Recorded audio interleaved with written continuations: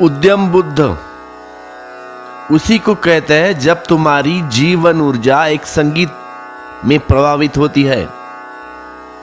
तुम्हारे सब स्वर एक लय में बद्ध हो जाते हैं। तुम एक पूंजीभूत शक्ति हो जाते हो। तब तुम्हारे भीतर बड़ी ताजगी है, बड़े जीवन का उद्दाम वेग है। तब तुम्हारे भीतर जीवन की चुनौती लेने की सामर्थ्य है। तब तुम जीवंत हो, अन्यथा मरने के पहले ही लोग मर जाते हैं।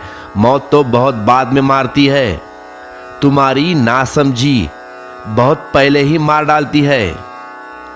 विषय रस में अशुभ देखते हुए विहार करने वाले, इंद्रियों में संयत, भोजन में मात्र जानने वाले, श्रद्धावान और उद्यमी पुरुष को मार वैसे ही नहीं डिगाती जैसे आंधी शैल पर्वत को।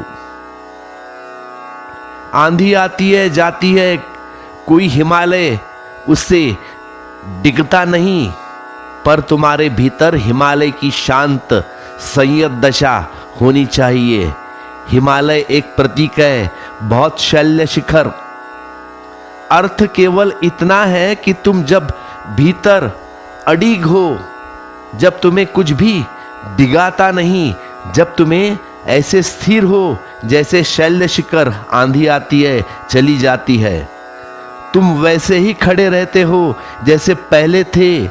तब तो ऐसा होगा कि आंधी तुम्हारे और स्वच्छ कर जाएगी। गिरना तो दूर, तुम्हारी धूल झखाट झाड़ी जाएगी, तुम्हें और नया कर जाएगी, ताजा कर जाएगी। इसे ऐसा समझे कि तुम राह से गुजरे हो। तुम राह से गुजरे हो, एक सुंदर युवती पास से गुजर गई।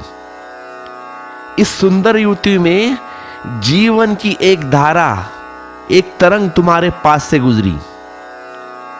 अगर तुम्हारी ऐसी भ्रांति चित्त की दशा है कि रस विषय में है, तो तुम कंप जाओगे।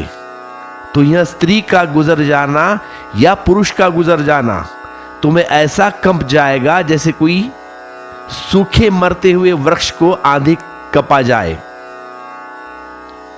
गिरने को हो जाए या गिर ही जाए, तब तुम पाओगे कि यह घटना दुर्भाग्यपूर्ण हो गई।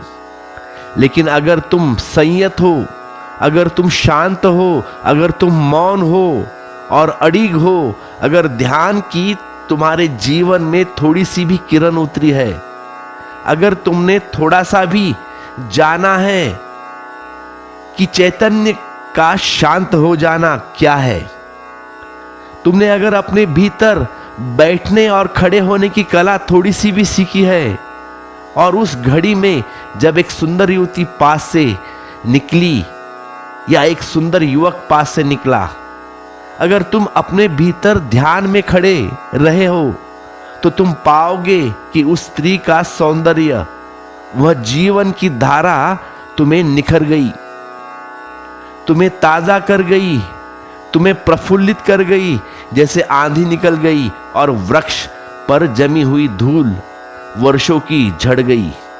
वृक्ष और ताजा हो गया। जीवन को देखने के ढंग पर सब कुछ निर्भर है। अगर तुम्हारे देखने का ढंग गलत है, तो जीवन तुम्हारे साथ जो भी करेगा वह गलत होगा।